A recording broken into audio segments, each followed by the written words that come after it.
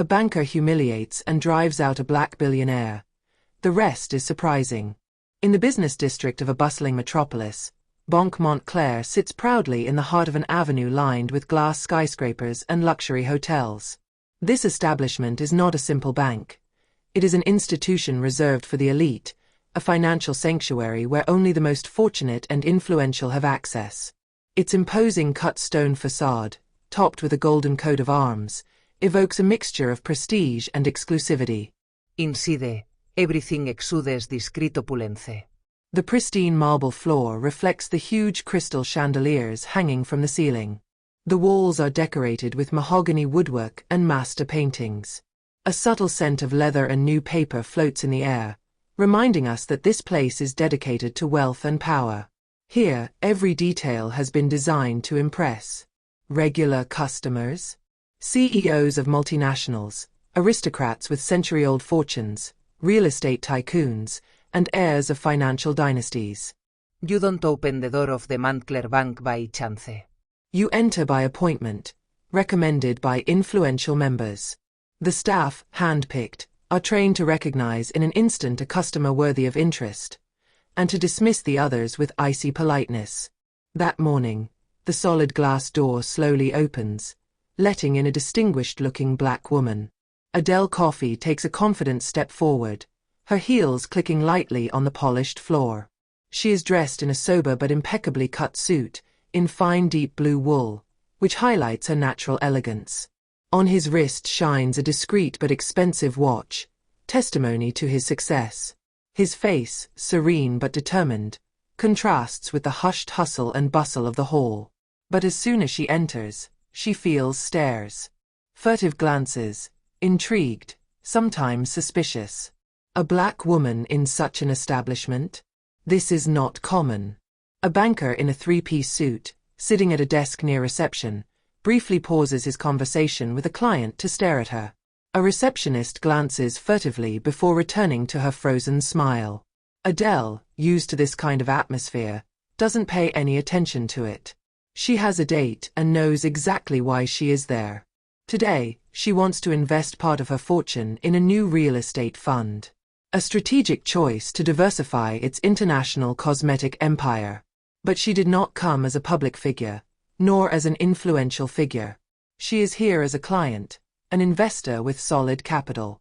She approaches the mahogany desk where she sits Philippe Bertrand, one of the establishment's senior bankers. Tall, lean, well-groomed in his 50s, he displays a rigid elegance and a perpetually superior air. He does not immediately notice Adele, too busy readjusting his silk tie in front of his computer screen. But when he finally looks up and sees her, an imperceptible change crosses his face. A slight frown. A quick grin that he immediately hides. He takes a few seconds before speaking, as if he is assessing his interlocutor and trying to guess if she really has a place here. "Can I help you, madam?" he said in a neutral tone, but with a hint of condescension. Adele holds his gaze calmly. "Yes, I have an appointment with a wealth management advisor at 10:30 a.m. Bertrand raises an eyebrow, picks up his keyboard and taps briefly on his screen. His smile stretches slightly when he stops at a detail. He inhales, then chuckles softly, as if amused by a mistake she might have made. Ah, Madame Coffey. There must be an error. He looks up at her, his gaze sparkling with barely masked contempt. This service is reserved for ultra-high-end customers. Maybe you want to open a standard account? The tone is dry, direct. An implicit invitation to live again. Adele, who has already experienced this type of situation in the past, grits her teeth slightly. But she remains impassive. No. I made an appointment with the director of the private investment department. Here is the confirmation of my appointment. She takes out her phone and hands him the screen where the confirmation email appears. But Bertrand doesn't even glance at the message. He just shakes his head slightly, as if the whole situation is exasperating him. "I'm sorry, but that's not possible." He crosses his arms and stares at her, as if she were a problem to be solved. "This service is very exclusive. Maybe you have the wrong agency?" Adele takes a deep breath. Kentro ulling herire taschen. I am a client of several prestigious banks around the world. She pauses, emphasizing her words calmly but firmly. I am used to managing my funds at this level. You would do well to check before jumping to conclusions. A silence settles. Bertrand watches him, his fingers tapping nervously on the desk. Then his smile widened, this time tinged with a contemptuous coldness. Listen, madam, you have to understand. This type of institution is not for everyone. He says these last words slowly, weighing each syllable. Then, with a nod, he calls security. I'm going to have to ask you to leave. A security guard, a sturdy man in a black suit, immediately approaches. Adele feels eyes on her. The discreet murmurs of other customers and employees. She knows what they see, a black woman who is publicly humiliated, who is treated like an intruder in a world that does not want her. But she refuses to give them the show they expect. His gaze, cold and powerful, fixes on Bertrand. She shows neither anger nor weakness. Justa easy determination. Without another word, she turns on her heel and walks out of the bank with dignity. What Philippe Bertrand does not yet know is that this day will mark the beginning of his downfall. The next morning, an article published in the Journal of Finance has the effect of a bomb. A businesswoman rejected from a luxury bank because of her skin color. The article, signed by an influential journalist, relates the incident in great detail. He describes the cold arrogance of Philippe Bertrand, the implicit condescension, and the blatant contempt of which Adele Coffey was the victim. But what is most shocking is the figure revealed in the article. 50 million euros. A colossal sum that Adele Coffey initially intended to invest in a real estate fund managed by Banque Montclair. This decision of transfer these funds to a competing institution marks a turning point. Not only does she refuse to support an institution that has treated her with contempt, but she also exposes a deeper problem. Insidious and systemic racism in the luxury banking sector. The affair immediately exploded on social networks. Le hashtag almohadilla boycott Montclair goes viral. Public figures, celebrities and other renowned entrepreneurs are speaking out to denounce the treatment inflicted on Adele Coffey. Some recount similar experiences, others demand profound reforms in the financial sector. The pressure mounts further when a group of influential investors publicly announces the withdrawal of their capital from Banque Montclair. One of the bank's largest institutional clients, an American venture capital firm, announces that it is ending all collaboration. In a few hours, billions of euros evaporate bank accounts. In the cozy management offices, the atmosphere is electric. The calls are pouring in. Shareholders are panicking. The markets react. The bank's action dives into the stock market, recording its biggest fall in a decade. At the headquarters of the Montclair Bank, a crisis meeting is urgently called. In the large boardroom, tense and silent, Philippe Bertrand sits facing management. The general manager, a hard-faced man with graying hair, flies into a rage. He throws a copy of the newspaper onto the black marble table.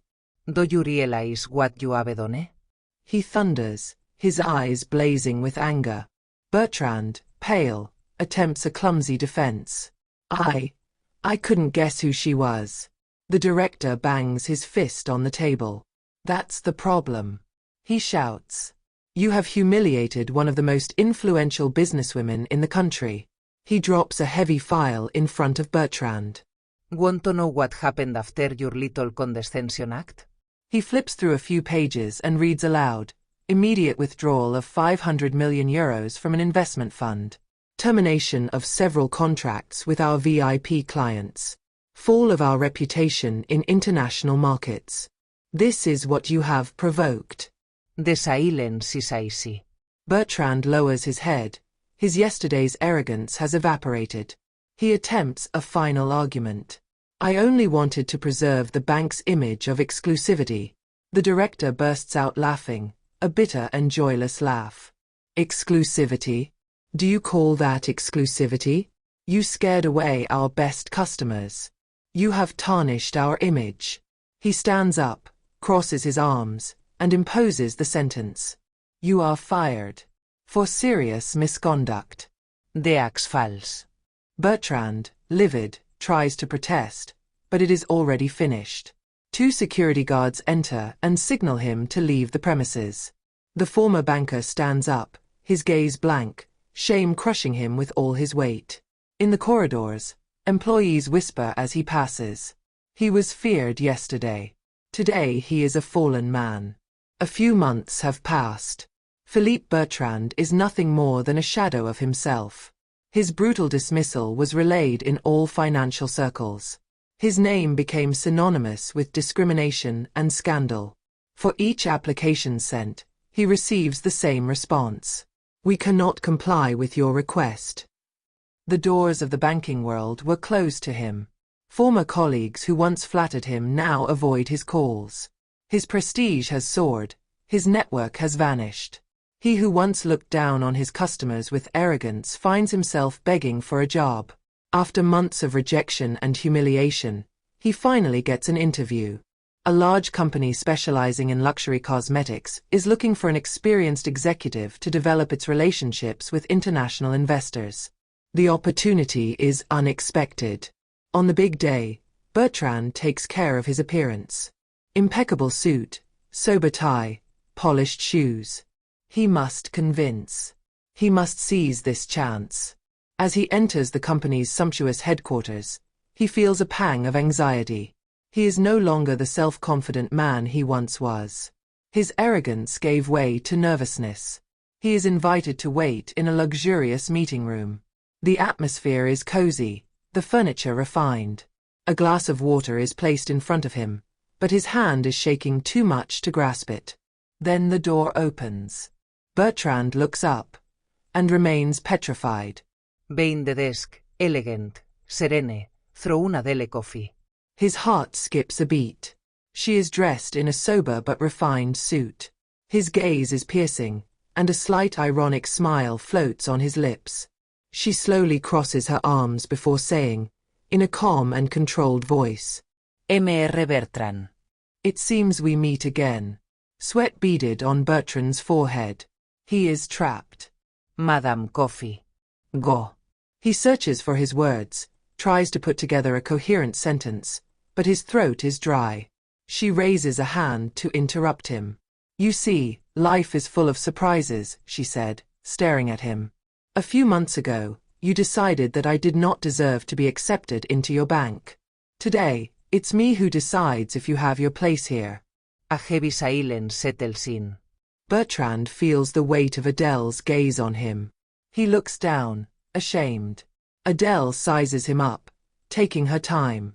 Then she places her elbows on the table and adds, in a calm tone, I could deny you this opportunity, like you did to me.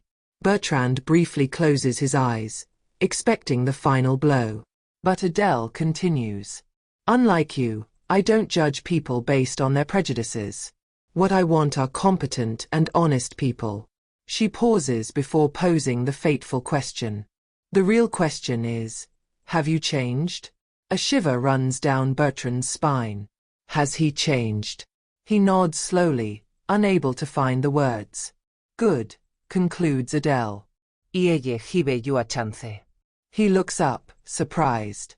But this time, you will start at the bottom of the ladder. A silence. The blow is hard. Let's see if you can learn what respect really means. She gets up, adjusts her suit and, without another glance, leaves the room, leaving Bertrand alone with the irony of fate. Its future no longer depends on its former status, but on its ability to become a better man.